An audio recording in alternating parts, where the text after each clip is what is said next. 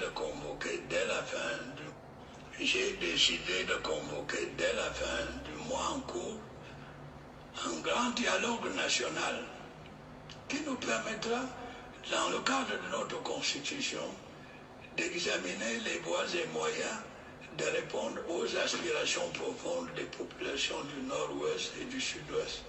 Il n'est jamais trop tard pour bien faire. C'est pour cela qu'une main tendue, même à contre-temps, ne se refuse pas.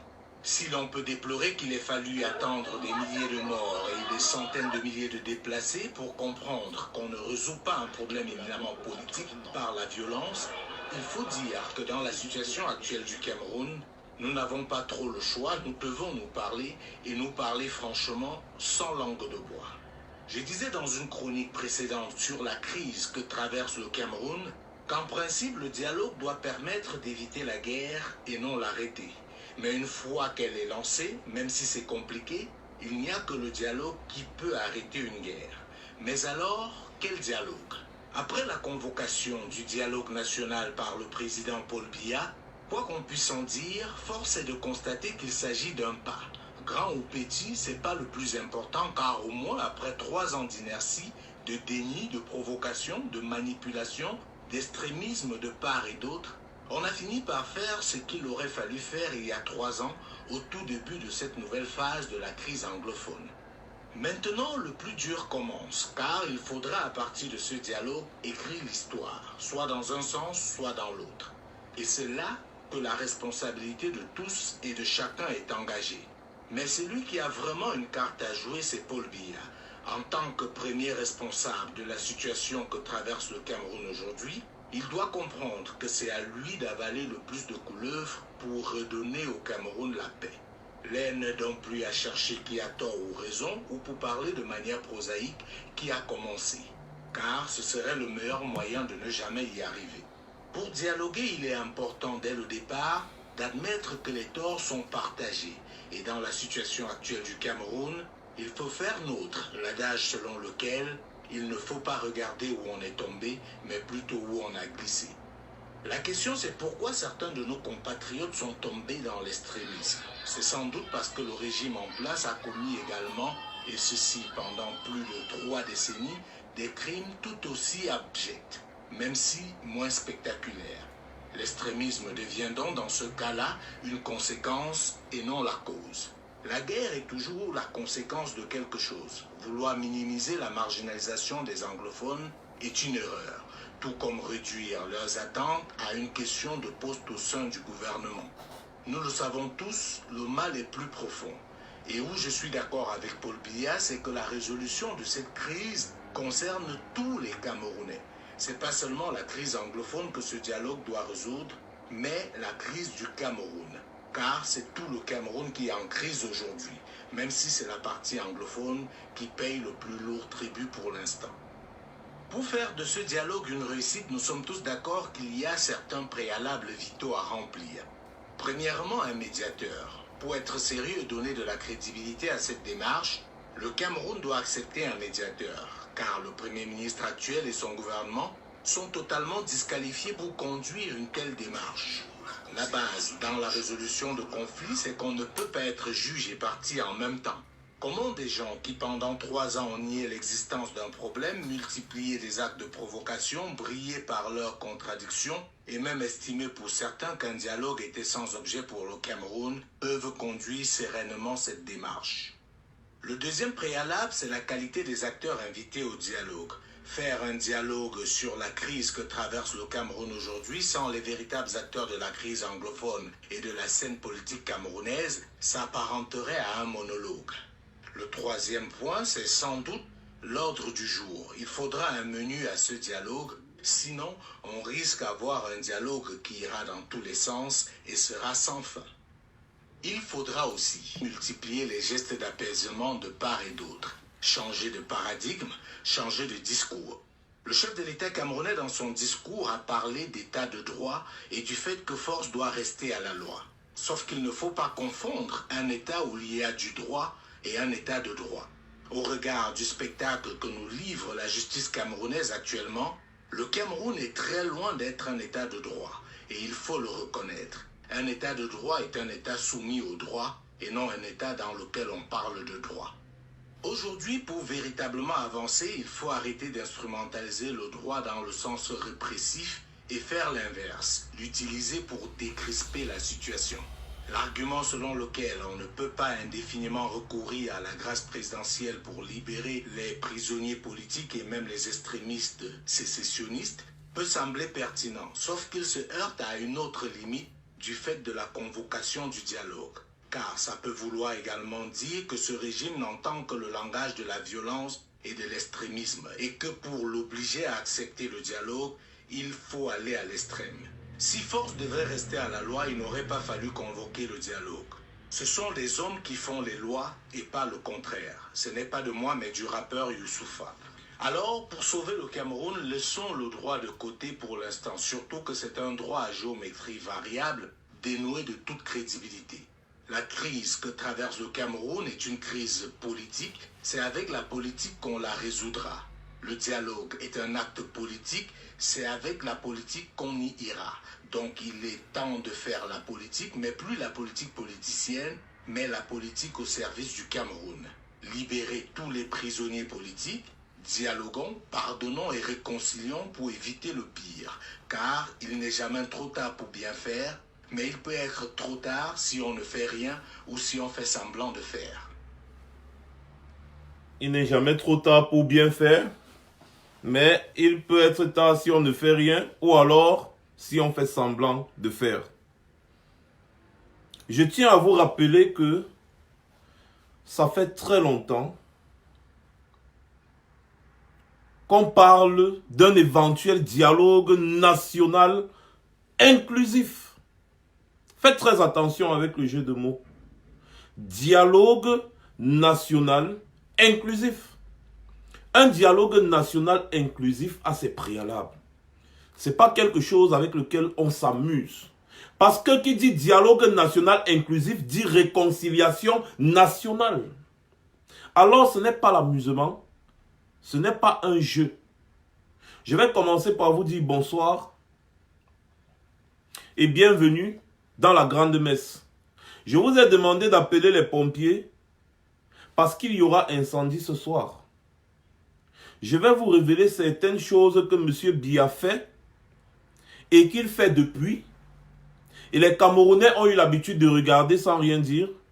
Et il se croit capable de continuer de faire ce qu'il a eu l'habitude de faire et que les Camerounais ont regardé sans rien faire.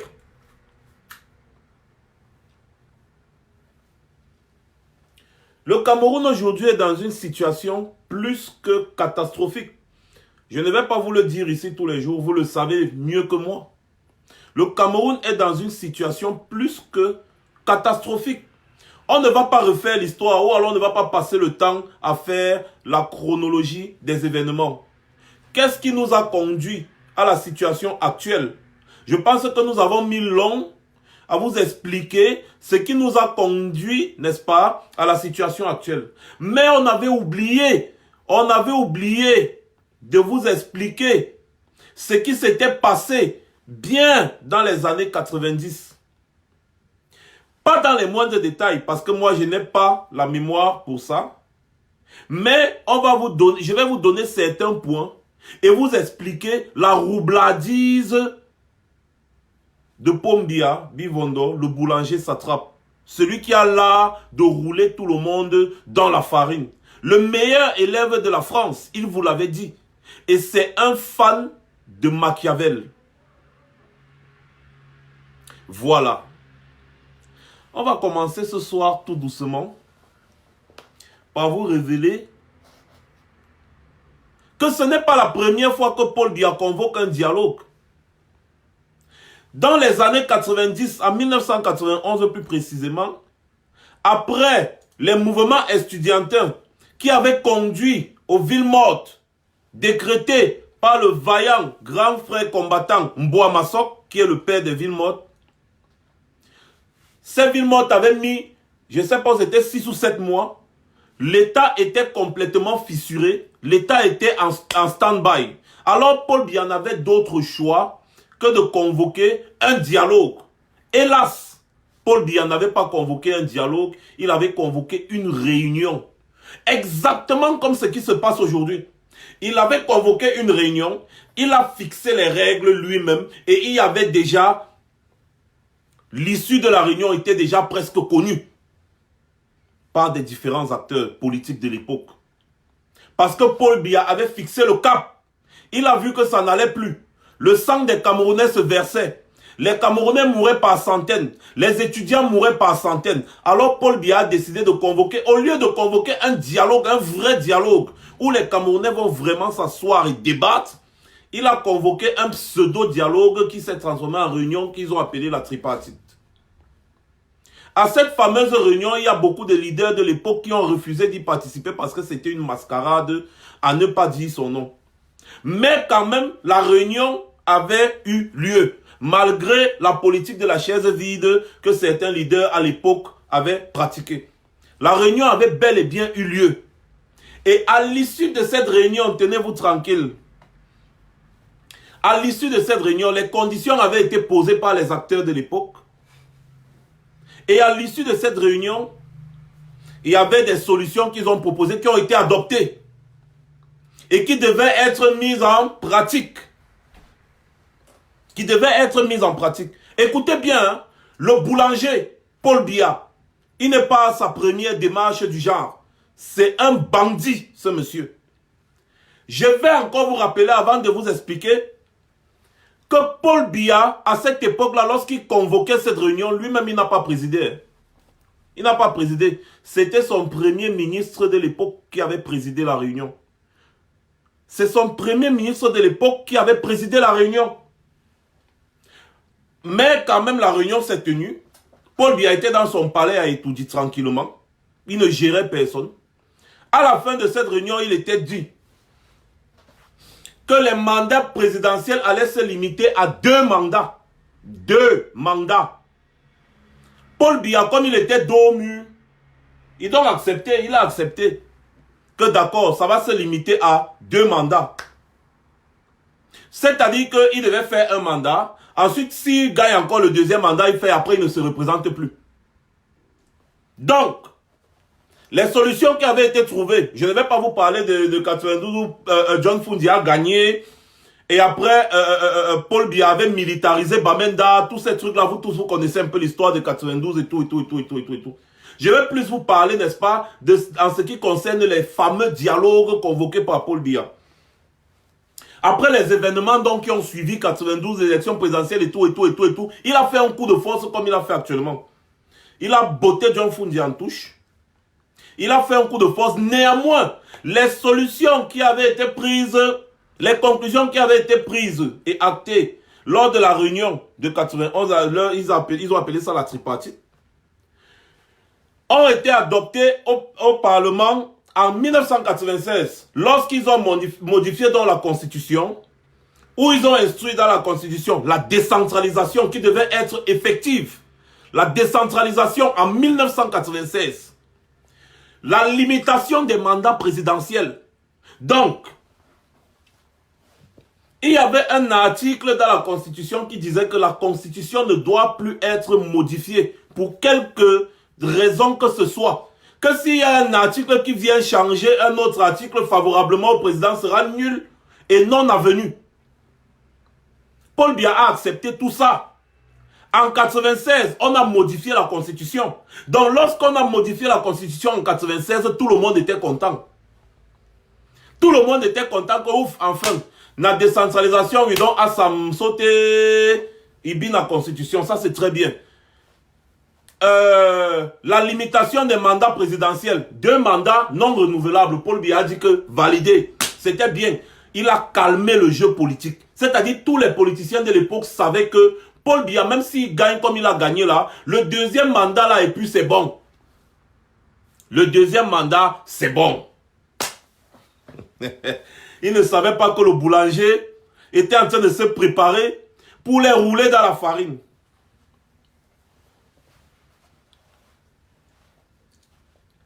Paul Biya gagne en 97. Il fait son premier mandat. 2004, Paul Biya pas encore, il roule tout le monde dans la farine, il gagne. Deuxième mandat. Deuxième et dernier mandat, selon la constitution de 1996. En 2004, lorsqu'il gagne, haut la main, avec ses scores soviétiques, c'était son dernier mandat, selon la constitution de 1996, qui avait été accepté par tout le monde. Constitution constipée, merci beaucoup, la Piro de Mbanga, et le père à ton âme. Les politiciens avaient calmé le jeu. Que non, c'est bon. Même si le père s'y fait n'importe quoi, hein, Naïlas mandat date. Donnez-moi 2 secondes, je vais rapidement prendre. Parce qu'en été, il fait très chaud. Il faut s'éponger le visage de temps en temps pour ne pas trop indisposer les gens. En 2004, quand Paul Biya gagne, Lombom avait déjà pour projet de créer l'unité qu'on appelle bataillon d'intervention rapide. C'était déjà un projet mis sur la table. En fait, le rôle du BI, le bataillon d'intervention rapide, c'était la protection personnelle de Paul Biya, au-delà de la garde présidentielle. C'est-à-dire qu'il fallait créer une troupe d'élite. En réalité, le Cameroun n'était pas en guerre. Tout le monde s'est posé la question de savoir pourquoi créer une troupe d'élite alors que nous avons déjà le BETAP, le bataillon des troupes aéroportées. Ce fameux BETAP qui avait sauvé Paul Biya en 1984, quand les militaires avaient décidé de finir avec lui. Le BETAP est la plus grande troupe d'élite de l'armée camerounaise à l'époque. Donc on n'avait pas besoin du BI. Il y avait juste du petit banditisme de grand chemin. En ce qui concerne le nord, la Damawa, le nord et l'extrême nord, il y avait des coupeurs de route qui dérangeaient. Mais il y avait le GEPIC de la gendarmerie, le GEPIC de la gendarmerie qui se chargeait des coupeurs de route et ça fonctionnait à merveille. Alors les gens n'ont pas compris pourquoi Paul Biya était en train de créer une unité spéciale d'élite dans l'armée. N'est-ce pas, les gens partent tranquillement aux élections, Paul Biya gagne encore, tout le monde reste tranquille, pas de contestation, rien, on dit bon, c'est bon. Paul Biya, ça va, c'est son dernier mandat. Il va respecter la constitution. Entre-temps, les voix s'élevaient que, mais la décentralisation qu'on avait instruite depuis là, dans la constitution en 1996, Nahao, non, la décentralisation là, ça met du temps. Paul Biya dit non, on est en train de travailler sur comment est-ce qu'on va mettre ça sur pied. Depuis 1996 jusqu'en 2016, ça fait 20 ans. 2019, 23 ans. Donc, depuis 1996, il ne fait que dire la même chose dans tous ces discours. La décentralisation est en cours. On est en train de travailler sur comment mettre sur pied la décentralisation. À l'époque, je pense que le ministère de l'administration territoriale était... il avait ajouté sur ça, le ministère de l'administration territoriale et de la décentralisation, si je ne me trompe pas. C'est vrai que moi, je n'ai pas vécu à l'époque, j'étais très jeune. Il faut aller un peu fouiller, archiver, tout, c'est un peu pénible. Voilà donc comment Paul Biya crée le BI. Entre-temps, le pays va mal. Les détournements à outrance. Pour essayer de remonter l'économie, on était obligé d'augmenter le prix du carburant.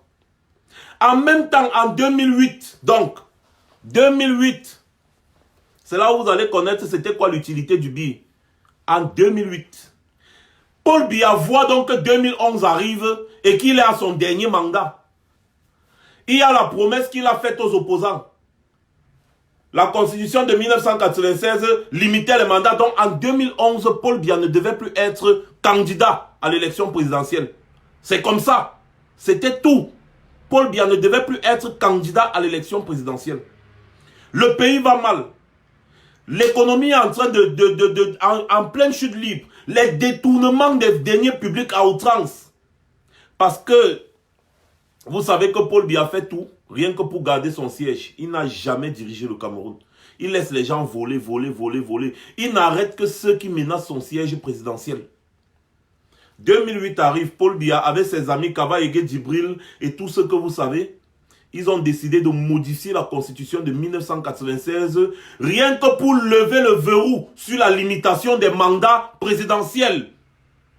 en violation de la constitution camerounaise, qui disait qu'on ne peut plus modifier cette constitution-là. À ce niveau-là, c'était immodifiable, si on peut dire comme ça en français. C'est-à-dire qu'il y avait un article, je pense, qui disait que si on modifie là, c'est-à-dire rien ne pouvait modifier cette constitution. Rien. Exactement comme c'était avec le Cameroun à l'époque, quand il y a eu la réunification, ça devait être la République fédérale du Cameroun. Et il y avait un article qui disait qu'on ne doit en aucun cas modifier cette constitution. Elle doit rester et demeurera fédérale. En 1972, bon, à Idjo, ils ont fait ce qu'ils ont fait. C'est devenu la République unie du Cameroun. Paul Biya est arrivé. En 1984, il a enlevé le mot uni. Il n'a demandé à personne. Hein. Le grand boulanger, il n'a demandé à personne. Pourtant, Paul Biya est au courant des problèmes du Cameroun depuis. Parce qu'il est dans l'administration camerounaise depuis. Les problèmes de 1960, de 1961, la réunification, tout ça, il connaît. Il connaît les problèmes que ça a créé. Parce qu'on n'avait pas consulté en grand nombre. Il connaît les problèmes que ça a créé. Paul Biya était là quand le Northern Cameroun avait décidé de se rattacher au Nigeria. Et que le Southern Cameroun a décidé de se rattacher au Cameroun. Paul Biya était là. Il connaît l'histoire du Cameroun mieux que nous. Donc Paul Biya connaît, il était là. Quand une partie du Cameroun est partie au Nigeria, a décidé d'aller au Nigeria parce que c'était des territoires indépendants de la République du Cameroun. Indépendants. Ils ne dépendaient pas de la République du Cameroun. Donc lors du référendum maintenant de 1972, ils ont changé maintenant la République fédérale, ils ont mis République unie. Tout. Donc les mascarades qu'ils ont faites, nos frères du Southern Cameroun n'étaient pas contents. Donc c'est là où vous voyez maintenant, il y a l'affaire de séparatisme là qui était déjà né. C'était déjà dedans. C'était déjà dans le problème camerounais depuis. En 82, quand Idjo remet le pouvoir à Paul Biya, il dit à Paul Biya qu'il faut tout faire pour ne pas vexer nos frères du Southern Cameroun. Parce que quand on dit anglophone, c'est comme si on parlait de langue, non. Il faut souvent parler du Southern Cameroun. Le Southern Cameroun. C'était un territoire indépendant de la République du Cameroun, qui était le Cameroun francophone. Aïdjo lui dit que mon frère, nos frères qui sont là-bas, on a déjà fait trop de trucs, un jardin. Il faut essayer de les contenter et respecter ce qu'on avait toujours l'habitude de respecter. Parce qu'Aïdjo se sentant un peu malade, il a vu qu'il ne pouvait pas diriger le Cameroun. Il a remis entre les mains de Biya. C'est la France qui l'avait conseillé, tout le monde le sait. Donc Paul Biya est au courant. Je vous fais juste un rétro pour que vous sachiez que Paul Biya était au courant du problème anglophone. Il connaissait c'est quoi le problème anglophone, il le connaît bien. En 84, Paul Biya, sans consulter personne, parce qu'à l'époque, le Cameroun était encore la République unie du Cameroun. En 84, sans consulter personne, ne demande pas, il retire le mot uni. Donc, c'est-à-dire quelque chose qui avait encore, c'est-à-dire qui parlait encore de l'histoire du Cameroun. C'est-à-dire qui parlait encore de l'histoire, qui disait que bon, il y a eu deux Camerouns qui se sont réunis et tout. Ça devait parler à nos enfants. Le Mbom est parti, il a retiré le mot uni pour effacer complètement l'histoire. Rappelez-vous, nous, notre génération. Notre génération, rappelez-vous quand on était à l'école primaire. On ne nous raconte pas, on ne nous apprend pas l'histoire du Cameroun comme il se doit. On ne nous parle pas de l'histoire du Southern Cameroun.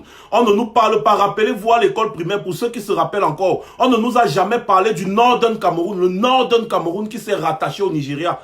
Paul Biya avait fait, il avait fait exprès d'effacer ça.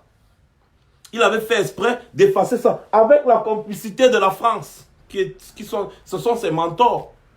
Il avait fait exprès d'effacer ça.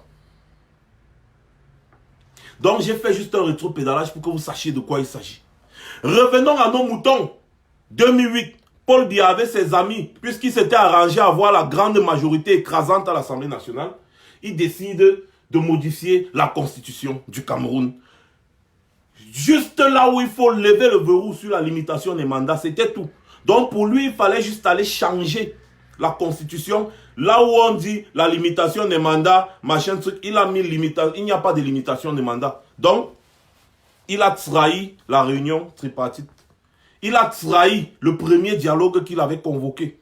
Il a roulé tout le monde dans la farine. Et quand la crise a pété. Les taximans, à cause de la hausse des prix du carburant et la hausse des denrées de première nécessité, les taximans ont engagé une grève. La société civile a suivi.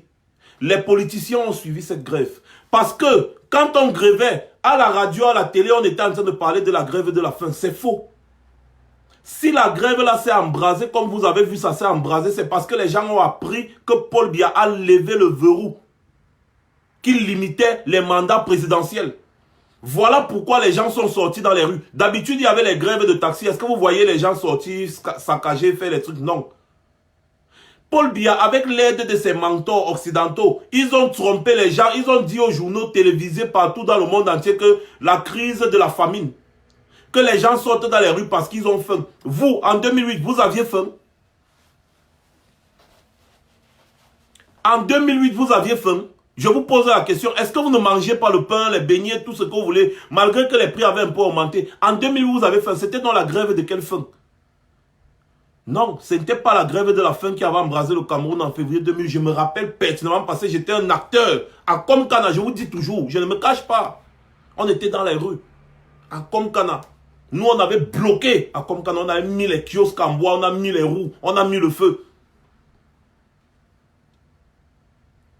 C'était parce que Paul Biya avait modifié, il a levé le verrou de la Constitution, il a levé le verrou. Et comme il avait déjà préparé le billet, il avait déjà préparé le billet pour sa protection. Il avait préparé le billet pour sa protection. Donc si ça veut faire un jar, même si dans l'armée ça fait un jar, que machin truc là, le billet va calmer. Et les premiers gars du billet là étaient formés, mon frère. Ils avaient des formations, pas ce qu'on voit le billet de maintenant. Les premiers gars du billet avaient une formation pas possible. Paul Biya s'était déjà bien préparé. Il s'était bien préparé. Quand les gens ont su que, mais, ils sont sortis dans les rues. Paul Biya a seulement appelé le chef d'état-major. Il a dit qu'allez, envoyer les éléments. C'était la première fois que les Camerounais voient ce corps armé. La première fois, février 2008. Les gars du BI n'ont pas fait quoi aux Camerounais? Ils n'ont pas fait quoi? Ils ont tabassé. Et après le lendemain, Paul Biya vient lui carrément, le soir, il vient là, il fait son discours et il nous traite tous d'apprentis sorciers. Quand il parlait d'apprentis sorciers, vous pensez qu'il parlait de qui? Il parlait des politiciens qui étaient en train de dire que non, on ne peut pas accepter la limitation des mandats. On ne peut pas accepter que tu lèves le verrou sur la limitation des mandats. Oui. Il a traité tous les Camerounais d'apprentis sorciers. Et après, il a fait certaines promesses qu'il n'a jamais tenues jusqu'aujourd'hui. Nous sommes en 2018. En 2018, avant les élections présidentielles. Quand il était encore même légitime, même si en 2011, il a voulu les élections. Donc, en réalité, lorsque vous regardez ce qui s'est passé, Paul Biya est illégitime depuis 2011. Paul Biya est illégitime depuis 2011. Paul Biya a trahi le Cameroun depuis 2011. Paul Biya a trahi la nation depuis 2008. Autant pour moi. Paul Biya a trahi la nation depuis 2008 parce qu'il y avait un article spécial qui disait que cette partie de la Constitution-là ne pourra jamais être changée. Et il avait accepté. En 91, il avait accepté. Il a dit oui, on ne va jamais changer. Si on me vote en 97, on me vote en 2004. Après, dès que je finis en 2011, je ne me représente plus. Il avait fait cette promesse. Il avait fait cette promesse. 2008 est arrivé, Paul Biya a vu que c'est trop sucré. Paul Biya a vu que c'est trop sucré. Il a sauté. Il a sauté le verrou sur la limitation des mandats pour se représenter en 2011 au détriment de la constitution camerounaise. Alors Paul Biya est très mal placé. Paul Biya est très mal placé pour donner des leçons constitutionnelles aux Camerounais. Quand il vient se placer, il parle de constitution aux Camerounais. Il est très mal placé. Les Kavayegué, Djibril et consorts, toute sa bande de zozo là, ils sont très mal placés pour parler de la constitution aux Camerounais. Parce qu'il est le premier à violer la constitution camerounaise. On ne peut pas dire qu'il était illégitime depuis 1992 parce que les principaux protagonistes avaient validé. Ils avaient validé. On ne peut pas parler d'illégitimité en 92 parce qu'ils l'ont rendu légitime. Ils ont validé tout, ils ont validé. Ils ont validé. Quand il a promis qu'en 96, il y aura, on va faire. Ils ont fait en 96, ils ont modifié la constitution, ils ont donné tout ce que les opposants de l'époque demandaient. Les gars se sont calmés. Ils ont vu qu'au lieu que le sang des Camerounais se verse nanani nanana, même il y a beaucoup d'argent qui a circulé, même comme nous on ne peut pas prouver. Mais on parle simplement. Ils lui ont donné la légitimité. 96, il a mis tout ce qu'ils ont demandé dans la constitution. Il a mis. Donc je ne peux pas les en vouloir autant que ça. Il a mis tout ce qui... Les gars ne savaient pas que c'est comme ça qu'il allait faire. Les gars ne savaient pas que c'est comme ça qu'il allait faire. Ils ne savaient pas. Paul Biya est le premier à violer la constitution camerounaise. En 2008. Il ôte le verrou sur la limitation des mandats. Il met mandat illimité parce qu'il va encore se représenter. Et il savait qu'il allait prendre. Il savait. Parce que tu ne peux pas aller modifier la constitution pour te représenter pour perdre. C'est impossible. Il savait qu'il partait comme ça là. Comme d'habitude, la Cour suprême. À l'époque, c'était la Cour suprême. Allait valider que c'est Paul Biya qui a gagné. Et comme en 2008, il avait déjà le billet. Il avait assis le billet. Tout le monde a eu peur de contester en 2011. Parce que les gars avaient peur du billet. Oui. Les gars avaient peur du billet. Tout personne n'a contesté. Ils ont un peu parlé et puis c'est passé. Oui, les gars avaient peur du billet parce que ce que le billet a fait en 2008. Les gens, quand on voyait les gars du billet, mon frère, tu fuyais. Voilà comment Paul Biya a nioxé, excusez-moi du terme, voilà comment Paul Biya a nioxé tous les Camerounais avec un fameux dialogue. Parce qu'il est toujours comme ça. En 84, quand il a commencé à tuer les nordistes, il a tué les nordistes parce qu'il disait que les nordistes ont voulu prendre le pouvoir. Il a dit que c'était le coup d'État. Pourtant, quand vous regardez ce que les militaires là avaient énuméré, c'est les problèmes qu'on retrouve aujourd'hui. Les militaires là disaient que Paul Biya est en train de dilapider l'argent du Cameroun, ils ne peuvent pas accepter. Il a tué tous les gars. Et on prenait les militaires ressortissants du Nord, on les tuait. En Balmayo, il y a les fausses communes Bomaye. Paul Biya a toujours fait ça. Attendez, je bloque un peu les sardines. Bloqué, voilà. Paul Biya a toujours roulé les gens dans la farine. C'est pour ça qu'on lui a donné le nom de boulanger. Et c'est un grand boulanger-pâtissier même. Excellé dans l'art de rouler les gens dans la farine. Mais, là où ce qu'il a oublié, c'est que nous, la génération, la nouvelle génération là, nous on ne nous roule pas dans la farine. Hein. Nous on est l'huile. On est comme l'huile. On ne nous roule pas dans la farine comme ça. Impossible, c'est nous qui avons le dessus. C'est nous qui avons le dessus. Paul Biya doit rendre compte de ce qui s'est passé au lac Nyos. Il doit rendre compte du commandement opérationnel. Il doit rendre compte des morts qu'il y a eu en février 2008. Il doit rendre compte de tout ça. Voilà comment Paul Biya a escroqué les Camerounais à l'époque. Quand on parlait de dialogue national, il est parti convoquer une réunion tripartite. Il est parti convoquer une réunion. C'est son premier ministre qui dirigeait la réunion. Comment vous pouvez être juge et parti? Vous voulez régler les problèmes du Cameroun, mais vous-même, vous êtes déjà d'abord un parti et vous êtes encore juge. Comment ça se fait? C'est un peu comme si tu as des problèmes avec un juge dans un tribunal, c'est lui qui est le président du tribunal. C'est-à-dire, c'est lui qui préside la séance le jour-là. Ça veut dire quoi ça? C'est exactement ce qui s'est passé et c'est ce qui est en train de se répéter. Voilà pourquoi je vous dis qu'on ne doit pas laisser cette histoire. Parce que ce que Paul Biya a convoqué, soi-disant machin là, ce n'est pas ça, le dialogue. Nous avons longtemps appelé au dialogue national inclusif. Nous n'avons pas appelé à une réunion de Sardina de Biameroun. Depuis, nous appelons à un dialogue national inclusif. Il a fallu tant de morts, tant de déplacés, tant de réfugiés, tant de villages brûlés, des bébés Martha, des mamans Happy. Il a fallu des morts. C'était des cobayes. Paul Biya voulait tester la guerre. Non, les êtres humains ne sont pas des cobayes.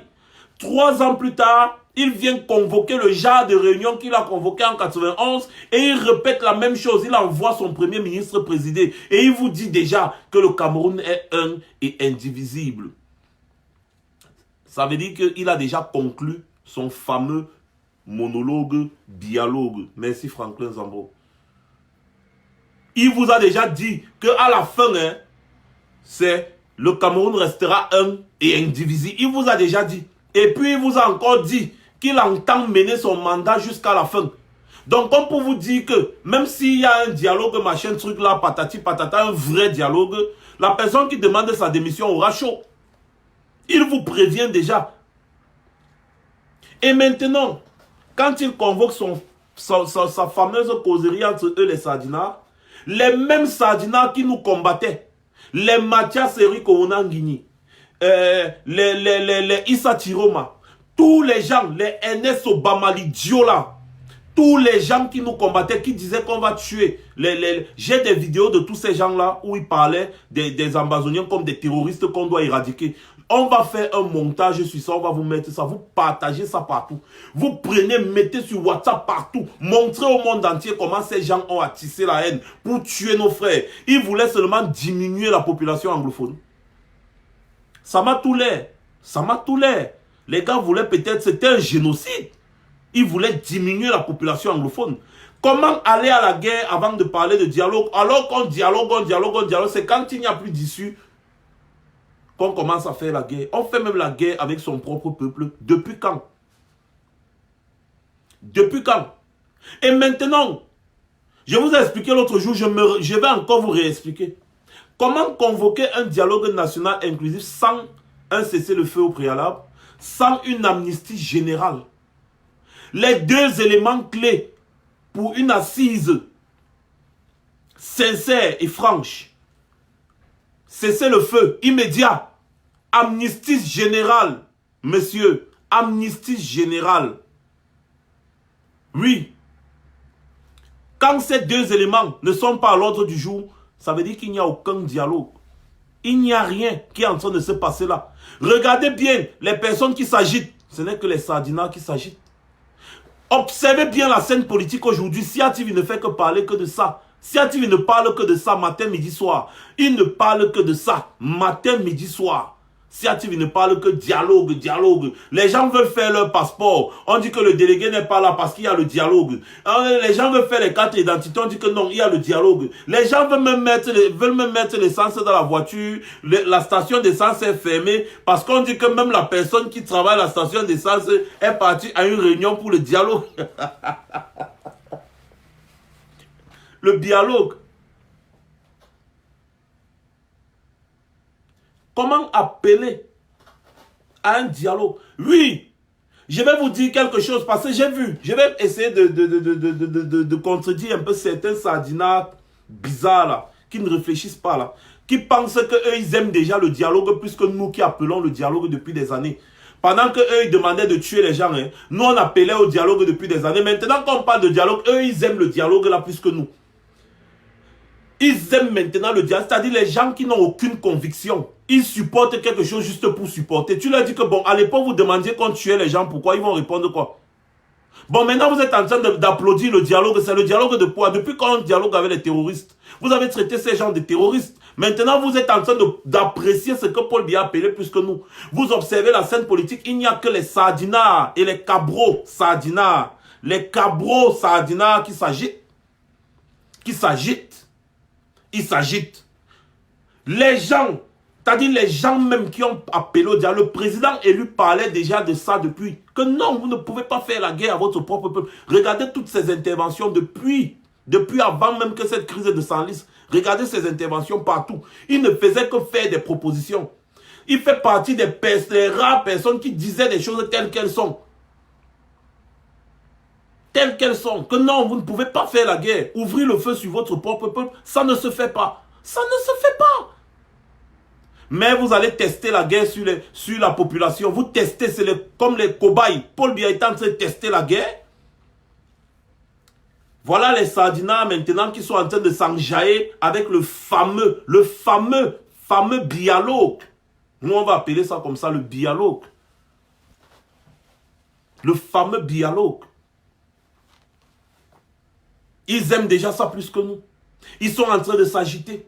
Ils s'agitent. Pourquoi? Effectivement, quand même, Myriam. Parce que Paul Biya a mis beaucoup d'argent. Paul Biya a mis énormément d'argent.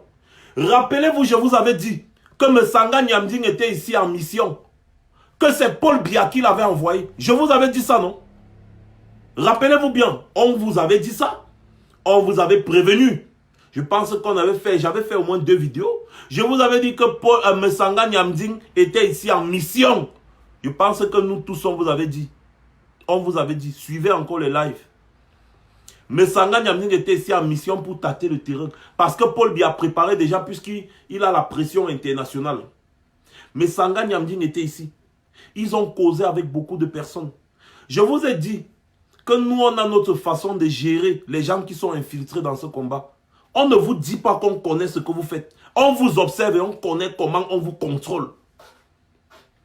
Parce que quand vous dévoilez déjà l'espion, vous ne pouvez plus bien l'exploiter. Sachez qu'on vous connaît, vous tous. Vous tous, les gens là, vous tous. On vous connaît. On vous connaît bien. Mais je ne viendrai jamais ici pour commencer. Parce que si je me mets à détailler, peut-être un Camerounais va vous voir, il va seulement finir avec vous. Maintenant, on va vous utiliser. Vous utilisez et vous utilisez jusqu'au bout. Je vous le dis tout le temps. Tous les infiltrés qui sont là, on vous connaît bout à bout. Ce que vous avez fait, tout, c'est acté. Le moment venu, quand tout sera fini, vous allez répondre de vos actes. Peut-être vous allez fuir vous-même, vous allez fuir pour partir. Mais sachez qu'on connaît votre travail. Messanga Nyamding était ici, ce n'était pas pour rien. Ce n'était pas pour rien. Regardez l'intervention de Messanga Nyamding à Vision 4. Il est parti à Vision 4, il a dit quoi? Que j'ai causé avec les gens de la diaspora. Vous pensez qu'il a seulement causé avec les pseudo-patriotes là? Non. Paul Biya est en train de faire circuler beaucoup d'argent dans la diaspora. Oui. Il est en train de faire circuler beaucoup d'argent dans la diaspora. Voilà pourquoi il était urgent, très urgent, de faire un communiqué officiel pour donner notre position, pour dire que nous ne participerons pas à ces histoires. Nous avons émis, n'est-ce pas, des trucs au préalable, sachant que Paul Biya ne va jamais faire ça. Libérer les prisonniers politiques, libérer tous les prisonniers politiques, le cessez-le-feu et tout. Faire cette histoire, s'il faut avoir dialogue, ne confondez pas le dialogue que Paul Biya a convoqué et le dialogue dont on parle. Parce que lorsque je parle d'un dialogue national inclusif, c'est pas au Cameroun que ça va se passer. Hein. Il faut des médiateurs internationaux. Et c'est dans un territoire neutre que ça doit se passer. Les problèmes du Sénégal et de la Casamance, ça ne se traite pas au Sénégal. Hein. Non, ça se traite ailleurs. Pas au Sénégal. Comprenez, non? Donc, lorsqu'on parle du dialogue national inclusif, il y a des conditions fixées au préalable. Voilà. Voilà pourquoi il était urgent de faire une sortie pour calmer ces gens. Pour que les gens sachent que ce qu'ils ont déjà prévu.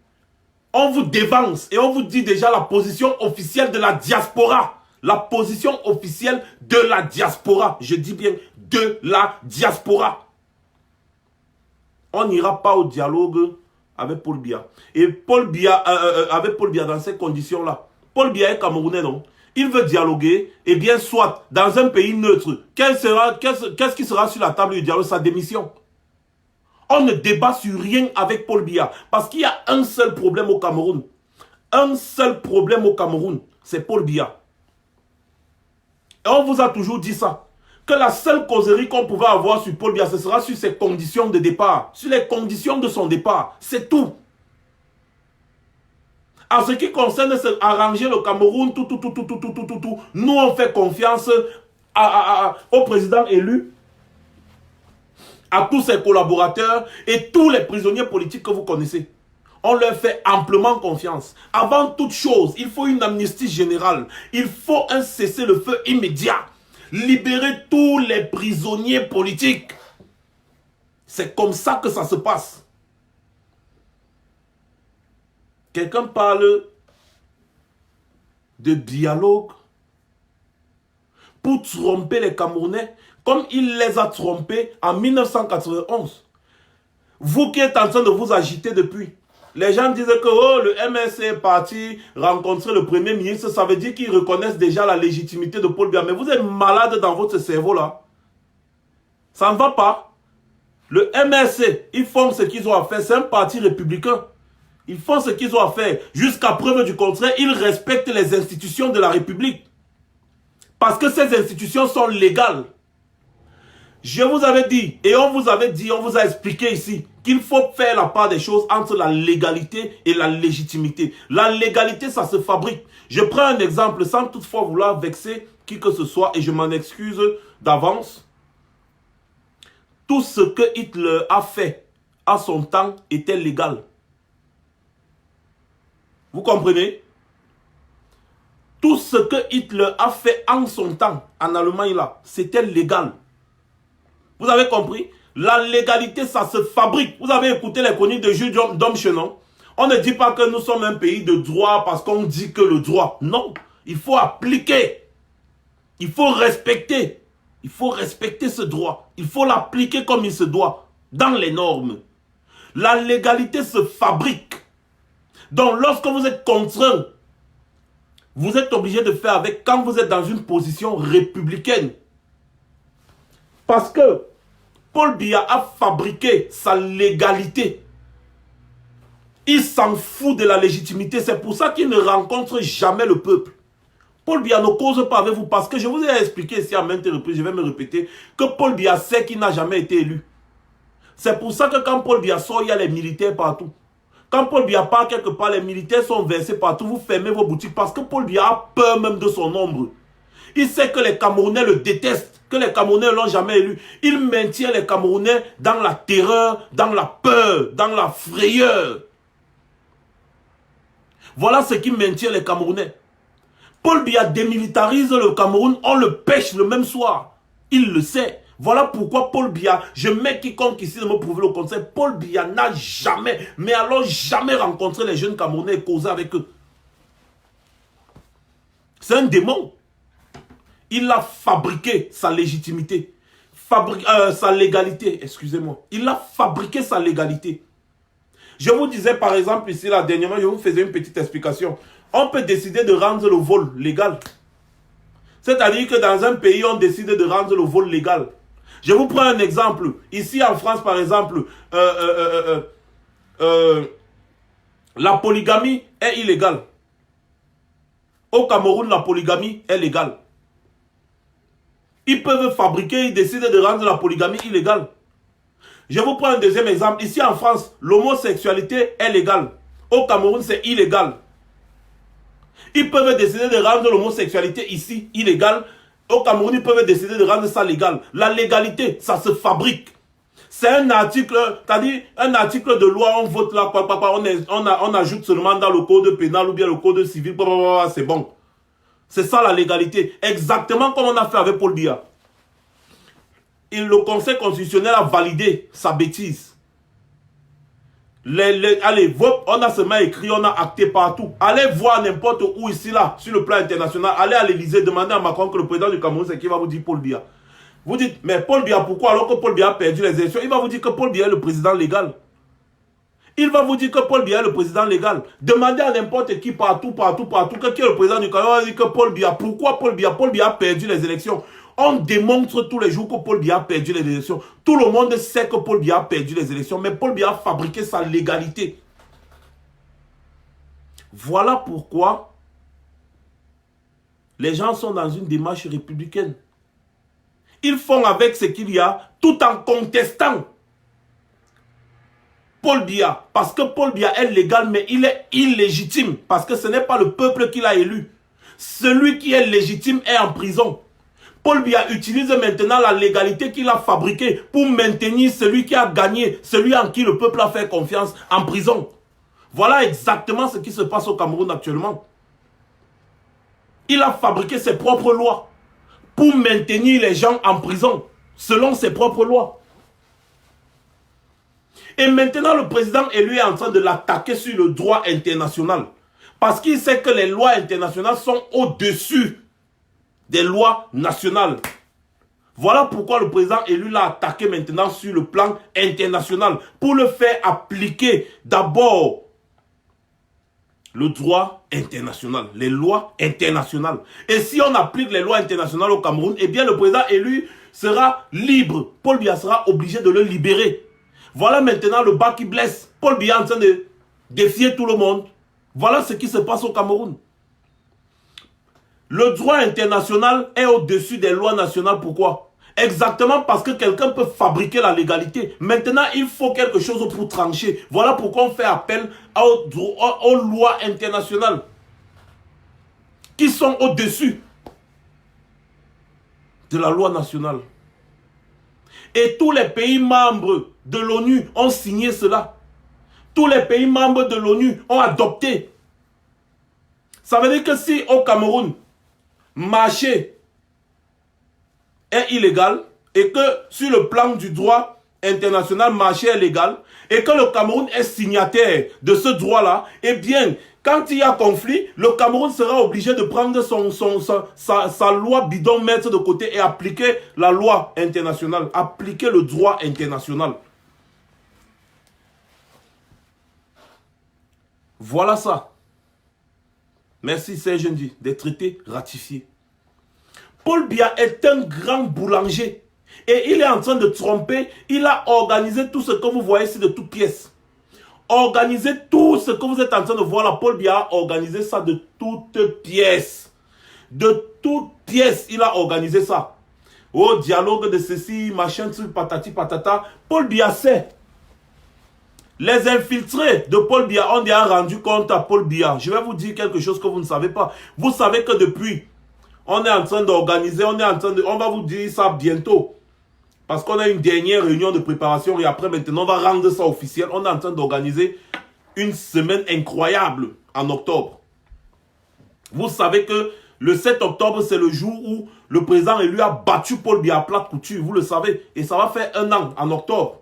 Donc du coup, on est en train de préparer quelque chose d'incroyable, de planétaire. Et les gens là sont au courant. Voilà pourquoi ils ont commencé à dire dialogue national à la fin de septembre. Pour nous contrer. Vous voyez un peu, non? À la fin de septembre, pour qu'on dise que non, nous on ne doit plus manifester trop parce que il a dit le dialogue. Mais malheureusement pour lui, nous sommes déjà sages. Malheureusement pour lui, nous sommes déjà sages. On va seulement faire ce qu'on a fait parce qu'on ne croit pas à ta bêtise, Paul Biya. Tu veux encore tromper les Camerounais. Et je vais vous dire quelque chose, vous les Camerounais, toutes les personnes qui vont partir dans cette histoire, sachez que ce sont des traîtres de la nation. Sachez-le, toutes les personnes qui vont partir dans cette histoire sans que toutes les conditions fixées ne soient respectées, ce sont les traîtres de la nation. Ce sont des grands traîtres. Ce sont les gens qui vous ont vendus. Ce sont les gens qui vous ont vendus. Ce sont les gens qui vous vendent pour se remplir les poches. Ce sont des traîtres. Ces gens, c'est des malhonnêtes. Paul Biya est le grand-père des malhonnêtes et il a organisé toute cette malhonnêteté pour embrouiller les Camerounais. Maintenant, partout, on ne fait que parler pour blanchir son image. Il y a la session de l'ONU qui arrive. Je vous ai expliqué ça, non? Il veut aller blanchir son image. New York, mon frère, ce type-là n'ose pas mettre ses pieds là-bas au Washington. Que le type-là ne mette pas ses pieds là-bas au USA. D'ailleurs, j'ai confiance à la base USA. Accompagné de nos frères ambazoniens. Yes! Accompagné de nos frères ambazoniens. J'ai confiance en la base USA. À Mofmide. Mpombia. Mpombia. Tu es garçon, mets tes pieds là-bas aux États-Unis, on voit. La session de l'ONU, c'est pour ça que tu voulais faire ta mascarade là, pour aller les contenter. Au lieu de contenter, travailler pour ton peuple, tu as passé ta vie à travailler pour les étrangers, travailler pour les Occidentaux qui t'ont mis au pouvoir. Aujourd'hui, c'est en train de te blesser. Tu veux te racheter. On est au courant de tout l'argent que tu fais circuler dans les lobbying. Des milliards et des milliards. Des milliards et des milliards, mais ça ne va pas t'arrêter. Ça ne va pas arrêter. Ça ne va pas arrêter la brigade anti-Sardina. Ça ne va pas arrêter les ambazoniens. Ça ne va arrêter personne. Voilà un monsieur qui dit qu'il a convoqué un dialogue jusqu'on parle partout à la CIA-TV. Les Sardinas viennent nous donner les leçons de dialogue. Qu'est-ce que vous faites des gens qui sont morts à Monténéné l'autre jour?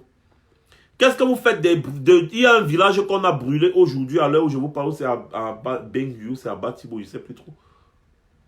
Qu'est-ce que vous faites des gens qui sont encore en brousse, des gens qui meurent, les coups de feu, les armes qui crépitent tout le temps, pendant que vous êtes en train de préparer votre dialogue, les gens disent que nous on est allé proposer, jusqu'à ils disent qu'il y a les ressortissants du nord-est, du sud-ouest qui sont partis proposer au premier ministre pour le dialogue, mon frère. Vous n'avez pas pitié, vous n'avez pas honte. Si vous n'avez pas honte, ayez au moins pitié. Ayez au moins pitié. Ayez au moins pitié. Et je vais encore vous rappeler, écoutez bien le discours pour les donneurs de leçons. Écoutez bien le discours que le type là a dit. Un dialogue qui sera essentiellement basé sur la crise anglophone, mais aussi les problèmes de tout le Cameroun entier.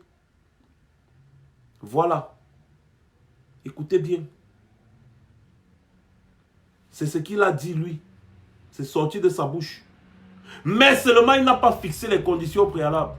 En tant qu'homme légal au Cameroun, il peut appeler.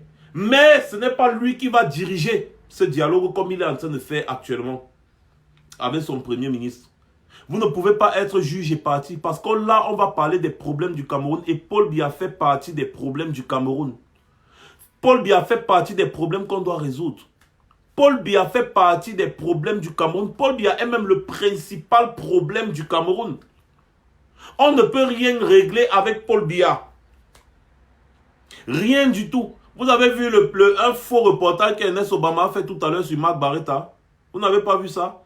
Il dit que Marc Barretta est en train de demander pardon à Paul Biya. Les gens n'ont même plus honte. Hein. Si vous attrapez le gars d'Ernest Obama là, celui qui gifle Ernest Obama, je lui donne 100 000. Je vous jure, je lui donne 100 000. C'est-à-dire que quelqu'un lui donne une bonne gifle seulement comme ça. Je lui donne 100 000. C'est pas possible ça. Quelle bêtise. Pendant qu'on est en train de calmer le jeu, les gars sont en train de créer. Amougou Belinga avait dit qu'il faut éradiquer les anglophones, non? Maintenant, vous venez parler de dialogue. Vous êtes fort pour parler. Amougou Belinga, dans une interview, a dit quoi? Que si ce n'est que lui, on tue tout le monde. Que si ce n'est que lui, on réactive le commandement opérationnel dans ces zones. On les hélicoptères, on tue.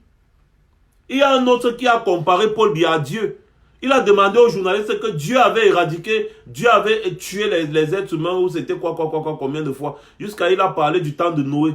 Que quand ça va pas, on tue et on recommence. Et aujourd'hui, ce sont les mêmes idiots qui viennent se trouver sur les plateaux télé, toujours le même plateau télévision caca, pour parler de dialogue plus que les personnes qui appellent au vrai dialogue depuis. Nous voulons le dialogue national inclusif, nous ne voulons pas le dialogue. Et le dialogue là, ce n'est pas Paul Biya qui va fixer les points à l'ordre du jour, jamais. Paul Biya, quand le vrai dialogue sera organisé, on va parler de la forme de l'État, que tu le veuilles ou non. On va parler de la forme de l'État. C'est ça qui pose problème avec nos frères du Southern Cameroun. Je le dis encore et je le répète. Vous pensez que vous pouvez travestir ou masquer l'histoire? Vous vous trompez. Le Southern Cameroun existe bel et bien. Il faut le reconnaître. Voilà, vous avez trompé les gens depuis longtemps. Voilà. De deux, on va parler de ton départ. Comment est-ce que tu veux partir? Ou alors, comment est-ce que tu veux qu'on te mange? Tu veux qu'on te mange avec de la sauce gombo? Tu veux qu'on te mange avec quelle sauce? La sauce jaune, le nkui, le coq, le tegue, le ndolé, le felon. Tu veux qu'on te mange avec quelle sauce? Le mbongo chobi. Tu veux qu'on te mange avec quelle sauce? La sauce de foléré. Ce n'est que ça. Et on va te manger, quelle que soit la sauce, même crue. Parfois, on mange le bâton de manioc cru. Même cru, on va te manger. Tu dois partir. Donc, tu penses que tu vas encore rester là à continuer de nous dire. Qui te fait encore confiance? Chacun va le manger avec la sauce qu'il veut. L'essentiel est qu'on va seulement le manger. Qui te fait encore confiance? Nos frères ambazoniens ont dit que ton discours là est nul et non avenu parce qu'ils ne te considèrent pas. Ah, le héros. Ils ne te considèrent pas. Alors, tu vas donc parler avec qui? Tu veux causer avec qui? Personne ne veut causer avec toi. Tout le monde veut ton départ. Arrête de terroriser les Camerounais. Tu vas voir que tous vont te demander de partir. Personne ne veut parler avec un boulanger qui va rouler tout le monde dans la farine. Qu'est-ce qu'il dit aux gens? Même s'il y a dialogue aujourd'hui, et que tu es toujours là, comme pseudo-président de la République, qu'est-ce qui dit que tu ne vas pas faire comme tu as fait en février 2008? Dès que les décisions seront prises, tu vas prendre ça, tu vas botter au champ. Non, les gens ne tomberont plus. Les gens ne tomberont plus dans cette merde. Les gens ne tomberont plus dans ce piège. Je t'ai dit que tu as trompé nos parents, nous là. Tu ne peux pas nous tromper. Merci beaucoup d'avoir convoqué ton dialogue. Je te dis merci. Parce que grâce à ton dialogue, on va détecter, n'est-ce pas, parmi les pseudo-opposants, qui sont les vrais sardinards des opposants. Des pseudo-opposants. Tu as convoqué ton dialogue, non? Mets tes pieds à New York, on voit. Tu nous as envoyé une fausse note comme quoi tu voulais te rendre à Genève pour nous embrouiller. On a failli mordre à la maison. Mets tes pieds à Genève, Paul Biya, si tu es garçon. Si tu es garçon. Nous, la diaspora résistante, on te lance le défi. Tu es parti à Genève, tu as vu, non? Tu veux aller à New York, mets tes pieds à New York, on voit. Mets tes pieds aux États-Unis, on voit. C'est le déluge. Le déluge de feu. Même les pompiers ne pourront pas éteindre ce feu. Comme le feu, plus que le feu de l'Amazonie. Alliance Amba. Amba Boy avec la basse. Ce sera la magie. On va vous montrer, on va te montrer le feu. Ne mets même pas tes pieds. Paul Biya, tu es cuit. Si tu es sage, si tu es intelligent, écoute ton petit-fils. Écoute ton petit-fils parler. Ton arrière-petit-fils même, écoute-le. Si tu es Paul Biya, pardon. Pardon Paul Biya, meurs même. C'est même mieux. Pardon. Paul Biya, que le Wai va te reposer. Va te reposer. Personne ne va plus gober cette histoire. Toutes les personnes qui vont partir, parce que ces gens sont intelligents, hein, ils savent que ça, c'est pas un dialogue national, mais ils veulent quand même aller parce qu'on leur a donné de l'argent pour partir. Observez bien tous ceux qui s'agitent autour de cette histoire. Observez bien tous ceux qui s'agitent autour de cette histoire. Ce sont des gens qui ont reçu. Oui, ce sont des gens qui ont reçu. Et vous savez que moi, je ne parle jamais pour parler. Il y a des gens dans la diaspora qui ont reçu de l'argent. Ils ont reçu de l'argent pour nuire à ce combat. On le sait. On ne va pas vous donner les noms parce que ça ne va pas nous servir. Mais on dit quand même. Pour que vous ne soyez pas surpris de certaines choses. On vous dit. Et vous savez que moi, je ne parle pas souvent pour rien. Oh. Quand je parle, c'est que j'ai eu des confirmations et j'ai des preuves. On ne parle pas souvent pour rien.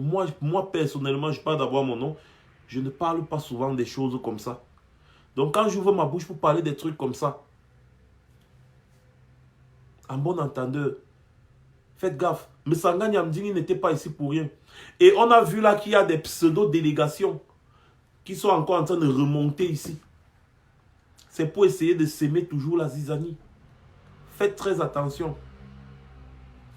Essayez de s'aimer la zizanie.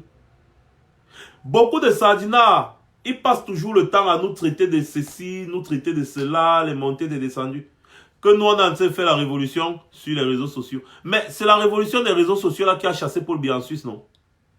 C'est la révolution des réseaux sociaux là qui fait en sorte que les caisses du Cameroun ne souffrent plus avec les multiples voyages de Paul Biya outrance, non? Laissez-nous donc faire notre révolution des réseaux sociaux tranquille. C'est tout. C'est efficace. Quelque chose est efficace. Pourquoi on va changer? C'est efficace. Quelque chose est efficace. Pourquoi est-ce qu'on va changer? Nous, on fait notre révolution de réseaux sociaux, Facebook là.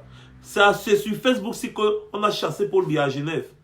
C'est sur Facebook si que vous avez vu des centaines de milliers de personnes dans les rues de Paris le 18 mai. C'est sur Facebook si que vous avez vu des dizaines de milliers de personnes partout, des centaines de milliers de personnes partout sur la planète Terre. C'est sur Facebook. C'est sur Facebook, non? Laissez-nous donc faire notre chose sur Facebook.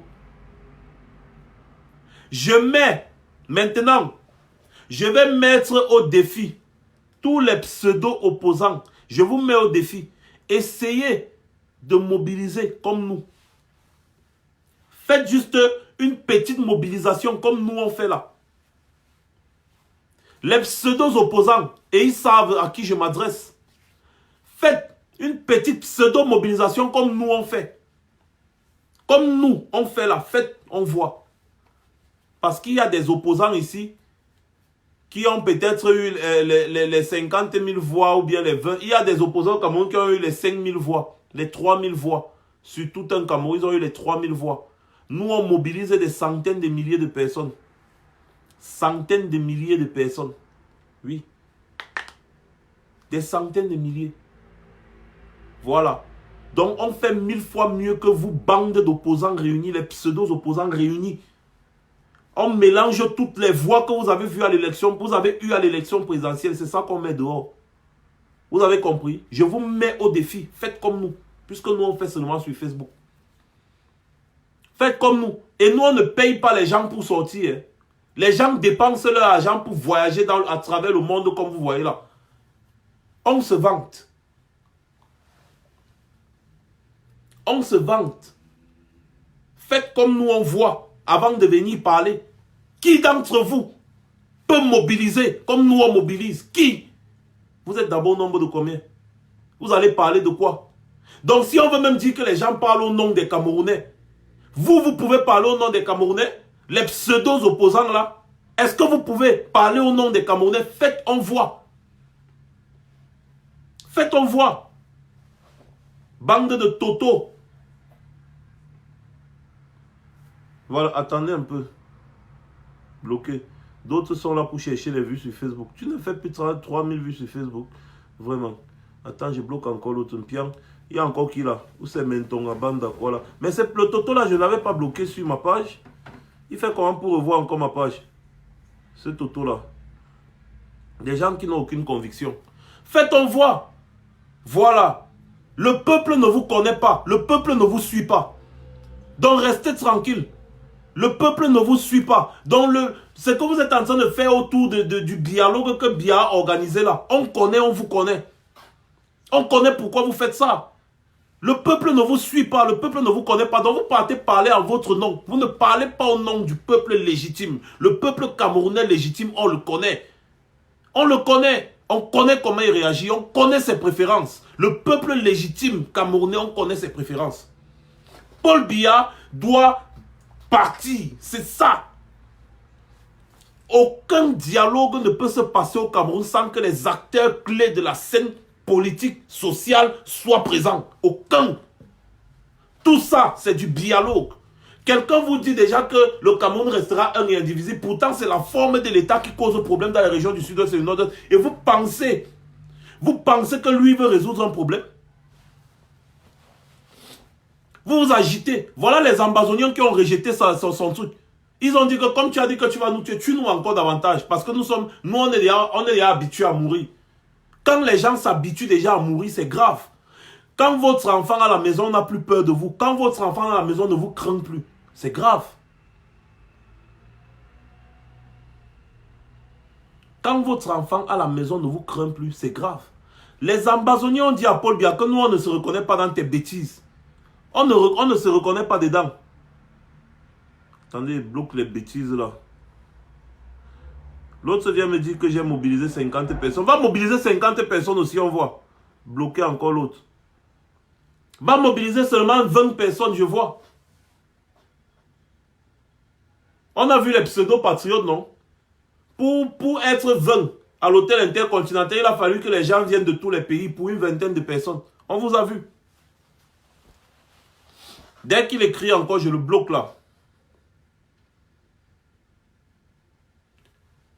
Tout ce qu'on veut, c'est que Paul Biya dégage. Les ambazoniens disent qu'ils ne sont pas au courant de ces bêtises, son dialogue qu'il a, ça ne les intéresse pas. Ce que Paul Biya dit ne les intéresse pas. Pour eux, Paul Biya n'existe pas. Ils ne connaissent pas. Ils ne reconnaissent pas Paul Biya. Alors, vous allez dialoguer de quoi avec qui? Vous allez dialoguer de quoi avec qui? Je ne vois pas celui que vous dites là. Ah, attendez, bloque les bêtises. Vous allez dialoguer de quoi avec qui? Quand déjà même les principaux protagonistes même de la crise du Southern Cameroun ne sont pas intéressés. Vous allez donc dialoguer de quoi? Avec qui? Voilà. Merci beaucoup, monsieur Piendom. Ils vont dialoguer avec qui? Je l'ai déjà bloqué. Ils vont dialoguer avec qui? Depuis, je pose la même question. Je me répète même.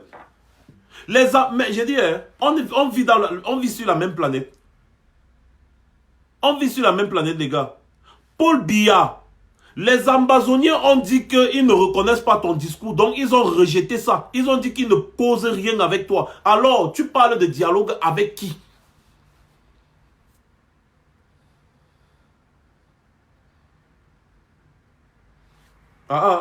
Voilà. Il y a un dilemme au Cameroun. Hein. D'un côté, il y a les morts. De l'autre côté, il y a Paul Biya. Pour que les morts s'arrêtent, il faut que Paul Biya dégage. Donc, vous les Camerounais, à vous de faire le choix. Soit Paul Biya part, soit les morts vont continuer. C'est ce qui est en train de se passer. Et c'est depuis 2016 que je vous dis ça. Il y a cette crise anglophone, quand je criais déjà, quand je parlais déjà de ça, ça n'avait pas encore pris, les gens n'avaient pas encore pris les armes. Hein. Les gens n'avaient même pas encore pris les armes. Et rappelez-vous bien, pour ceux qui me suivent depuis, je vous prévenais déjà que quand les armes vont arriver, on va atteindre le point de non-retour, il faut vite dialoguer. En 2017, quand Paul Biya déclare officiellement la guerre, je deviens fou. Je fais une vidéo, genre je me lève le matin comme ça, je n'ai même pas encore lavé mon visage, rien, je fais une vidéo qui a fait le tour de la planète. Où j'écris, Paul Biya a reçu la vidéo là, pourquoi il n'a pas engagé le dialogue à cette époque-là? À cette époque-là, s'il engageait le dialogue, les gens pouvaient encore l'écouter. Mais aujourd'hui, les Ambazoniens ont dit qu'ils ne causent rien. Donc, ils sont off. Vous êtes en train de dire qu'on veut résoudre la crise dans les régions du nord et du sud, de la crise ambazonienne. J'ai envie d'éviter à fond de dire crise anglophone. Parce que c'est aberrant quand même de dire ça tout le temps. Crise ambazonienne, la crise au Southern Cameroun. Ils ont dit qu'ils ne sont pas intéressés. Donc maintenant, vous voulez résoudre la crise là avec qui? Moi aussi, je veux comprendre l'affaire là. C'est Joshua Oshi qui va parler à leur nom. C'est John Fundi qui va parler à leur nom. C'est Christian Toumi qui va parler à leur nom. Les différents protagonistes même sont là en brousse. Ils sont en train de continuer ce qu'ils savent faire. Se défendre contre les militaires. Qu'ils appellent les envahisseurs. C'est qui? C'est Cabral Libi qui va parler à leur nom. Ou bien c'est Adamoun Damjoya. C'est qui? C'est Jean de Dieu Momo. Hey, c'est Jean de Dieu Momo qui va parler. Jean de Dieu Momo s'est moqué de non. Il disait que les armes crépitent là-bas. Est-ce que ça l'empêche de boire son vin blanc? Jean de Dieu Momo s'est moqué de. Que les gens n'ont qu'à faire la guerre là-bas. Lui, il boit son vin blanc. Et il est tranquille. C'est ce qu'il a dit, non? Qui va parler à leur nom? Bandakani. Qui va parler à leur nom? Non, mon frère. Bello Bouba Maïgari. Qui va parler en leur nom? Atangandi. Et peut-être Atangandi va parler à leur nom. Atangandi. Mais c'est terrible. Hein? Qui va parler en leur nom? Non, Anissé Léon Baga, je ne travaille pas. C'est toi qui payes mes factures, non, Boutman. Moi, un toto comme ça, bloquez-moi les bêtises. Qui va donc causer au nom des Ambazoniens? Depuis, je vois les gens s'agitent, ils s'agitent. Vraiment, le dialogue est bienvenu. Le dialogue est bienvenu. Le dialogue est bienvenu. Bienvenue, c'est le prénom de quelqu'un. Les Ambazoniens, les principaux protagonistes, même eux-mêmes là, ils disent qu'ils ne sont pas dedans. Ils disent qu'ils ne que ce que Paul Biya a raconté là-bas, c'est pour lui là-bas, que les Camerounais n'ont qu'à parler entre eux, eux, ça ne les intéresse pas. Ils sont là-bas en brousse avec leurs armes. Ils attendent que venez, on continue le titi. Vous êtes déjà fatigué. Les gars disent que ça ne fait que commencer. Wata na wata. Na just the beginning. It's just the beginning. It's just the beginning. We go die. We go die sauter. We know the fear. Quand ils parlent, vous voyez, les gars disent que we know the fear. Ils disent qu'ils ne peuvent pas se fatiguer de mourir. Odeshi. Odeshi. Les gars là sont forts. Yeah. Les militaires voient la magie. Ils disent qu'ils tirent sur quelqu'un, la balle fait comme ça, voup, ça passe.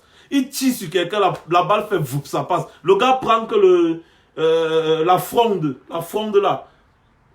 Le ndomondomo, il même pape le militaire au sol. Le militaire vient avec la Kalachnikov, il tire partout. Le gars vient se mettre, dit Wata na Wata, na Wata, Odeshi, Odeshi. Il prend le domondomo, il fait comme ça, le militaire au sol. Quand vous voyez que ça vous dépasse, vous êtes parti attraper les civils innocents, brûler les villages, faire les ceci. Maintenant, ça vous dépasse, vous dites que vous voulez dialoguer. Donc, c'était les cobayes. Vous testez d'abord la guerre. Vous voyez d'abord comment ça va se passer avant maintenant de dire, bon, on va dialoguer. Donc, les gens vont faire des choses à l'aise de Biya. Quand Paul Biya veut, on fait la guerre. Quand Paul Biya veut, on dialogue. Et l'un et nous autres. Les êtres humains, c'est quoi? C'est du bétail. Les êtres humains, c'est du bétail.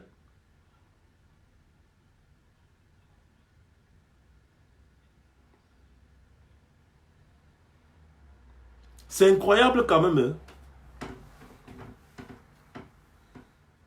Donc vous pensez que les gens vont oublier tous leurs morts. Maman Api qu'on a brûlé dans sa maison, vivante. Maman Api, elle était aveugle, une grand-mère. On l'a brûlé dans sa maison. Le fermier là qu'on a tué ses enfants. Lui-même il a fui, il a sauvé son dernier petit-fils. Bébé Mata qu'on a tué dans la maison. Ça se passe comment?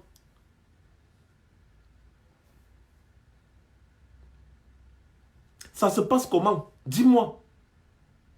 Pombia, ça se passe comment avec tous les morts qu'il y a sur le carreau? Tu penses que tu vas te lever un matin, tu vas venir dire, bon, je suis fatigué de vous tuer, je vais un peu me reposer, on va un peu causer. Et après, dans le même discours, tu dis, et ceux qui vont refuser de causer, je vais envoyer plus de militaires pour les éradiquer. Écoutez-moi quelqu'un, il parle des êtres humains. Il parle comme ça des êtres humains, et vous me dites que celui-là a un cœur. Minalmité, il a quel cœur? Il a quel cœur? Mon Dieu, quelle image! C'est quoi cette ignominie? On tue les enfants des gens, on tue les enfants des gens, on tue les enfants des gens. Après un bon matin, on se lève, on vient encore les narguer. On vient les narguer, carrément. Vous êtes au courant de ce que Paul Biya avait fait en 91, non? Vous avez vu comment Paul Biya, il a botté tout le monde en touche en 2008. Après avoir effacé complètement la constitution de 96 qui limitait les mandats. En 2008, le gars a dit que mouf, limiter qu'un mandat, donc dégager avec ça, j'ai le billet. J'ai le billet. Quand les opposants, il a envoyé le billet, on a tué. Les gars se sont cachés. En 2011, il s'est représenté Hoha. Il a gagné Hoha. Il dit que je gagne Hoha. Vous allez faire quoi? C'est la même chose qu'il veut encore répéter aujourd'hui. Nous sommes en 2019. En 2018, il perd l'élection présidentielle. Mais on le met quand même là-bas, on fabrique. On le met là-bas. Il perd l'élection présidentielle. Les opposants Zoua viennent demander aux gens d'aller s'inscrire sur les listes électorales. Minalmi, vous pensez que Paul Biya regarde les résultats des urnes? Vous pensez que Paul Biya regarde les résultats des urnes? Vous pensez que vous pouvez prendre la majorité à l'Assemblée nationale un jour? Ou bien la majorité dans les... Jamais ça ne peut se faire avec Paul Biya. Paul Biya ne regarde pas les résultats des urnes. Quand on fait les législatives et les municipales, il sait déjà qui il va mettre où. Ils savent tous, les gens du RDPC, ils ont déjà tout planifié. C'est qui je vais mettre où, c'est qui je vais mettre où. Quand ils voulaient faire les sénatoriales, qui vote les sénateurs? Ce ne sont pas les conseillers municipaux. On devait faire les élections municipales et législatives, les élections municipales avant les sénatoriales, non? Vrai ou faux? Paul Biya, sachant très bien que ce sont les conseillers municipaux qui vont voter les sénateurs, s'il court le risque, il peut avoir moins de conseillers municipaux pour contenter les Camerounais. Il a dit non. Non, non, non, non, non. Il a renvoyé les élections là pour que ces mêmes conseillers municipaux RDPC votent le Sénat. Ils ont voté le Sénat. Résultat, le Sénat à 90% RDPC. Le Sénat à 90% RDPC. Vous pensez que quelle loi anti-Biya peut passer? Quelle loi anti-Biya peut passer là-bas? Quelqu'un demande aux gens d'aller, inscrivez-vous même 12 millions, même 22 millions. C'est les résultats que le Conseil constitutionnel va donner et vous allez toujours acter comme d'habitude. Vous allez venir dire, le peuple camerounais a voté l'opposition. Le peuple camerounais, vraiment, il faut que vous défendez votre vote. Après, vous ne vous êtes pas inscrit. Paul Biya a gagné. Parce que quand le Conseil constitutionnel va donner ses propres résultats fabriqués, vous allez faire quoi? L'élection présidentielle, si là seulement qui est passée, vous avez fait quoi? On a vu. Vous avez fait quoi? Les gens ont confirmé. Vous avez fait quoi? Vous ne pouvez pas défendre le vote des Camerounais, vous cherchez juste votre positionnement. Vous cherchez votre positionnement. Il y a un monsieur qui a pris sur lui de défendre le vote des Camerounais, vous ne l'avez pas soutenu. Vous attendiez qu'il vienne toquer à votre porte, que ouais, vraiment, il faut venir me soutenir dans la démarche. Vous ne l'avez pas soutenu, ne serait-ce que pour défendre les votes des Camerounais, vous ne l'avez pas soutenu. On l'arrête pour rien, on le met en prison depuis le 26 janvier. Vous ne le soutenez toujours pas. Aujourd'hui, pour éclairer votre image, vous partez mettre là-bas à la fin de votre mémorandum, la dernière revendication de votre mémorandum, il faut libérer tous les prisonniers politiques liés à la crise anglophone et à la crise post-électorale. Ils ne disent même pas qu'il faut libérer le président Maurice Kamto. Pour ne pas dire, ils ne peuvent pas dire président élu, mais ils disent au moins président Maurice Kamto. Avant tout, il est aussi président d'un parti politique, MRC, qui est le premier parti politique au Cameroun actuellement. Pas les blabla, les mangeurs de sardines du RDPC. Parce que si on demande aux gens du RDPC de sortir par conviction, personne ne sera dehors. Mais si on leur demande de sortir par pain sardine, ils vont sortir des milliers. Par contre, demande aux gens du MS, je parlais du RDPC du M. Demande aux gens du MS de sortir par conviction, ils seront des milliers. Des milliers. Mais tu demandes aux gens du RDPC de sortir par conviction, ils ne seront pas là. Mais tu leur demandes de sortir pour le pain sardine, ils seront nombreux. Incapables de défendre le vote des Camerounais. Les Camerounais qui vous ont voté, vous avez dit que les Camerounais ont voté l'opposition. Vous avez dit que c'est l'opposition qui a gagné, que les Camerounais doivent défendre leur vote. Vous avez dit ça. Vous avez dit. Écoutons ensemble, parce que je n'aime pas la bêtise. Que cela soit bien compris de tous. Le président proclamé élu n'a pas été élu par le peuple camerounais. Il a été élu par l'administration et les CAM et le Conseil constitutionnel. Ceux qui nous ont méprisés pendant 36 ans sont aux abois. C'est la panique. Et comme nous l'avons dit, la victoire aujourd'hui est celle de l'opposition. Et nous devons nous battre pour apporter la preuve de cette victoire. Levez-vous, chers concitoyens. Descendez sur le terrain. Allez défendre vos votes. Vous connaissez mon attachement à l'état de droit. Vous connaissez mon attachement à la démocratie. Il est inadmissible de concéder à la mascarade, de continuer à prospérer. Il est inadmissible de valider ou de fonctionner une élection parsemée d'autant d'illumination. On croit à ce qui se dit, hélas. On a passé le temps à dire que, parce que je demandais aux gens de s'inscrire sur les listes électorales, alors j'étais mandaté par Paul Biya. Les gens y ont cru. Résultat des courses, Paul Biya a gagné parce que les gens n'ont pas voté. Bon, voilà. Et après, c'est à moi qu'on fait le reproche. C'est pas à moi qu'on fait le reproche. Bon. Le pétrole du village est devenu kérosène. Quelle incohérence incroyable. Et quand même avec ce genre de sortie, une incohérence.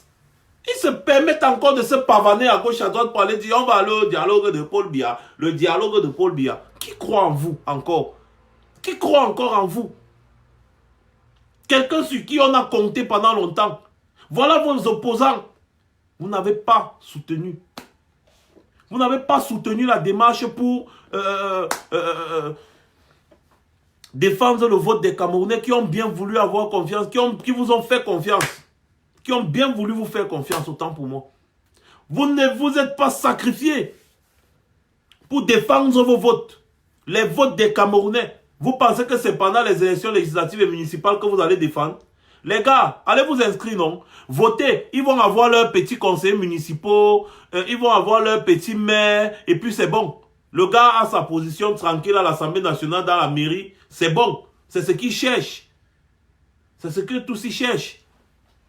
C'est ce que tous ces pseudo-opposants cherchent. Et rien d'autre. Ils se foutent de vous. Parce qu'actuellement, nous ne sommes pas dans une démarche de négociation de politique avec Paul Biya. Paul Biya, c'est quelqu'un qu'on doit botter en touche. De la plus violente même des manières. Alors, si tous ces gens, si c'était aligné dans l'option que le président a élu la résistance nationale. Ils devaient prendre ça, même si on ne les a pas consultés, comme ils disent, on s'en fout. On parle du peuple camerounais. Celui qui dit, on a fait ça, me consulter, c'est quelqu'un qui a ses calculs. Sachez-le, c'est quelqu'un qui a ses calculs aussi. Quelqu'un qui ne veut pas participer, c'est-à-dire qui sabote un projet. Parce qu'on ne l'a pas consulté, c'est quelqu'un qui a ses calculs. Parce que pour le peuple camerounais, quand ça va dans la démarche du peuple camerounais, tu dois suivre. Voilà, quelqu'un, il voit un monsieur en train de défendre le vote des Camerounais, alors que c'est lui qui a appelé à aller défendre les votes.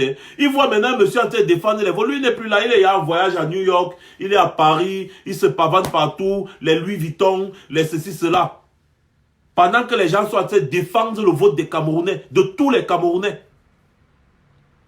Et après, ce sont eux encore qui sont là, sur la scène politique, ils sont présents. Les gens que Paul Biya aime, c'est eux. Ils sont présents sur la scène politique en train de se pavaner à gauche, à droite, jusqu'ils parlent de dialogue. Mon Dieu, quelle image. Quelle incohérence. Vous tous là, hein, on a toutes vos vidéos. Toutes vos vidéos. Vous allez rendre compte au Camerounais le moment venu. Parce que tout ce que vous faites, vous tissez avec Paul Biya qui tue le peuple camerounais là, on va vous mettre à nu. Je vous ai dit, tout ce que vous tissez avec Paul Biya, sachez que nous sommes au courant. Et on va vous mettre à nu.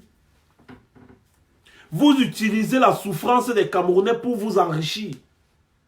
Vous utilisez la souffrance des Camerounais pour vous enrichir. On va vous mettre à nu. C'est comme ça. On ne va plus tolérer ça.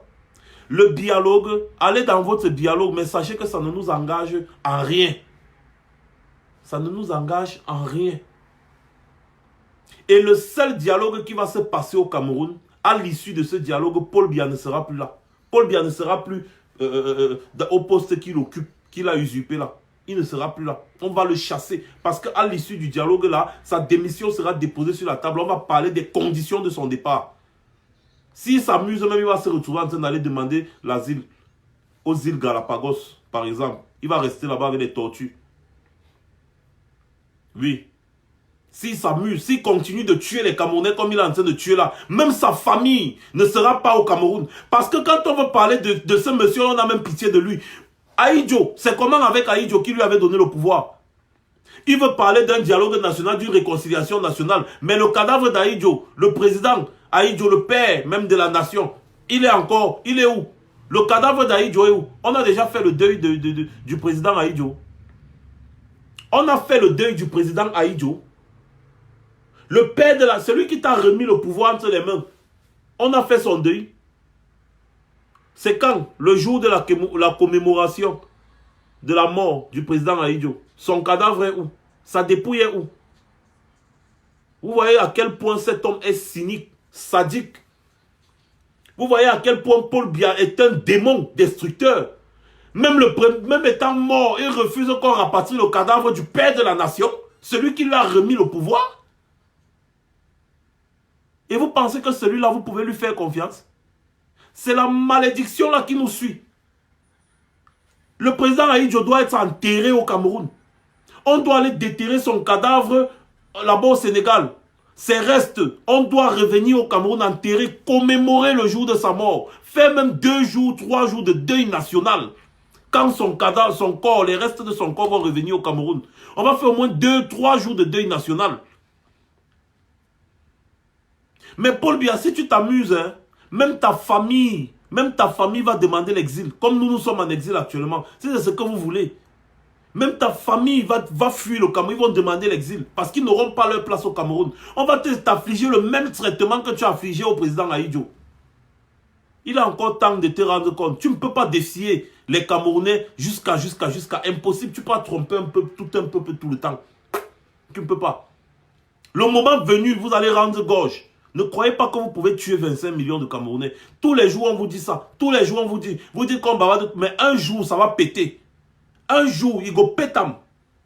Il go pétam. Un jour, one day. Un jour. Où est le cadavre? Où sont les restes du président Ahidjo? Où est le tombeau du président Ahidjo? C'est où? Il t'a laissé un Cameroun en bonne santé, avec une compagnie aérienne, avec quelques routes. Il t'a laissé un Cameroun avec des caisses pleines. Un Cameroun qui aidait les pays. Aujourd'hui, ce sont les pays qui aident le Cameroun. Le Cameroun, un pays aussi riche. L'Afrique en miniature. C'est devenu du n'importe quoi. Les pays venaient demander l'aide à Idjo. On avait la première compagnie aérienne d'Afrique centrale. Peut-être même de toute l'Afrique. Non, l'Afrique centrale, je préfère m'arrêter là. C'est comme ça que tu traites le père de la nation. Et nous là, tu vas avoir pitié de nous. Mais tu es malade. Mais tu es malade.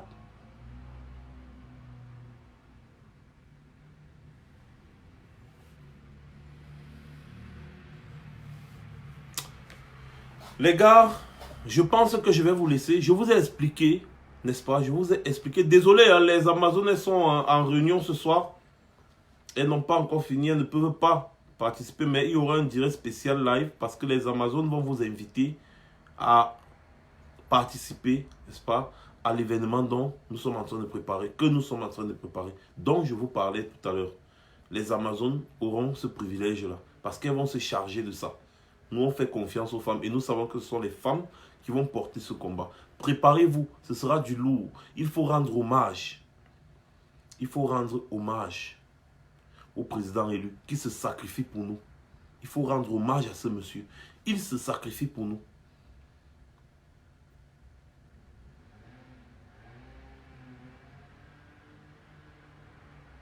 Vous avez compris que Paul Biya est un boulanger. Vous avez vu ce qu'il a fait aux gens en 91. Ce n'est pas la première fois qu'il convoque ce genre de réunion. Et c'est toujours le premier ministre qui préside. Donc, c'est voué à l'échec. Vous êtes au courant que nos frères ambazoniens ne veulent pas participer aux bêtises. Vous le savez. Donc, vous êtes au courant de tout ça. Rendez-vous très prochainement s'il y a une information capitale. Maintenant, on travaille. On n'est pas sur Facebook pour vociférer. Passez une bonne soirée et à très bientôt. Quand je dis on travaille dans le noir maintenant. Hein. On n'est plus là pour trop parler sur Facebook. Voilà. Bonne soirée les gars.